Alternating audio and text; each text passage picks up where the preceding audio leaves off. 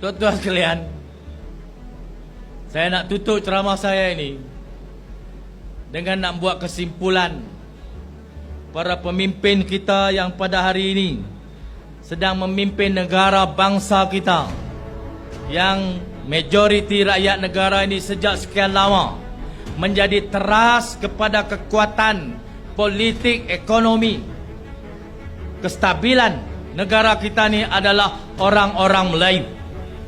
Pada masa ketika yang sama, atas kelembutan, kehebatan, keterbukaan hati orang-orang Melayu, kita menerima kemasukan rakan-rakan kita daripada negara China, daripada negara India, daripada negara manapun untuk hidup bersama kita dalam keadaan aman dan harmoni, dan mereka mendapat hak yang dijamin di bawah perlembagaan.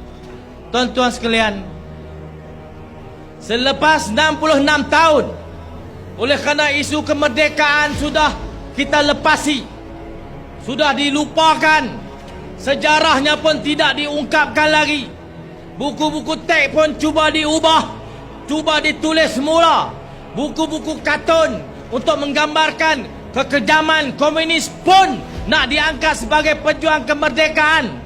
Sejarah sudah menjadi kacau bilau, maka terbentuklah satu puak di negara kita yang sekarang ini menjadi kerajaan di bawah kepimpinan PMX.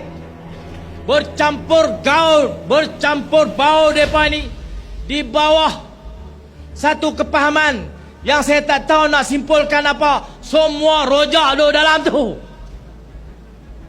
Yang paling berkuasa dalam kerajaan Madanon adalah DAP, yang disokong oleh 99.9 pengundi-pengundi Cina, dan dianggap 99 pengundi Cina yang mengundi DAP dan PH itu nothing happen, tak ada apa, okey.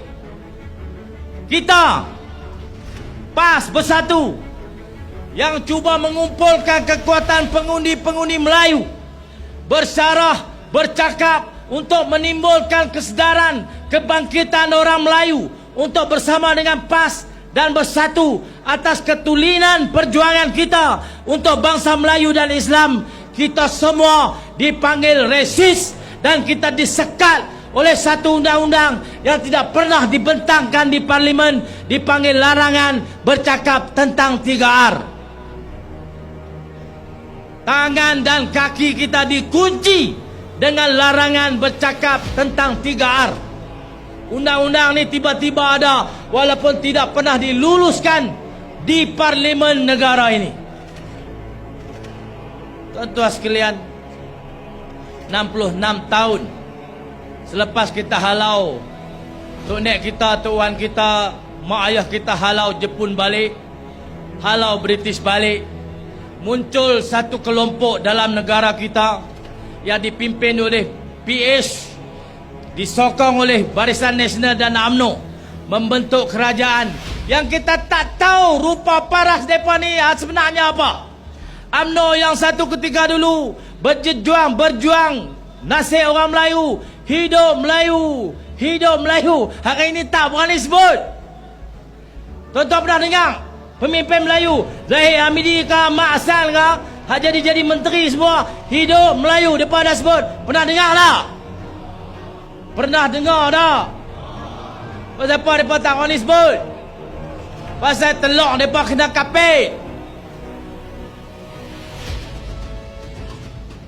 Tuan-tuan perhati tengok di kalangan menteri-menteri, walaupun ramai menteri dari pemimpin UMNO, tak ada seorang pun menteri di kalangan pemimpin UMNO yang menyerlah kepimpinan kementeriannya pada waktu ini, melainkan semua akan mendengar adakah DAP berdehem atau tidak.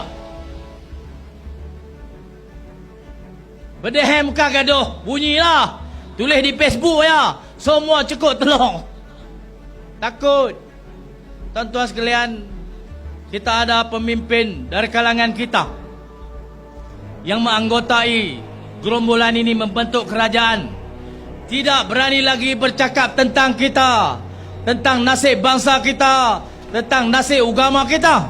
tetapi mereka dikawal sepenuhnya oleh rakan-rakan yang membentuk pakatan bersama kerajaan tu. Sekarang ini sedang memimpin kita nak pergi ke depan. Tuan-tuan sekalian, tak sampai 10 tahun lagi negara ini akan berubah sepenuhnya. Negara ini bukan lagi milik kita. Ini bahaya, tuan-tuan. Maka Kemaman sebagai satu referendum, sebagai satu isyarat besar, kita di Kemaman ini, suka tak suka, walaupun setahun 3 kali kena pilihan raya, tuan-tuan kena balik. Yang duduk Kuala Lumpur balik, yang duduk Pahang balik, yang duduk Johor balik. Balik mengundi semua. Undi PAS, insya-Allah negara ini akan berubah. Sedikit masa lagi kita akan humban mereka semua ini yang tak berani bercakap tentang Melayu, tak berani cakap tentang Islam, tak berani, takut dengan dehem rakan-rakan mereka itu. Isyaratnya kita hantar melalui PRK Kemaman. Boleh tak boleh orang Kemaman? Saya percaya pengakuan orang Kemaman pada malam ini tapi hanya boleh dibuktikan pada 2 Disember 2023 untuk kita susun semula negara ini. Terasnya mestilah Islam, terasnya mesti Melayu. Takbir! Takbir!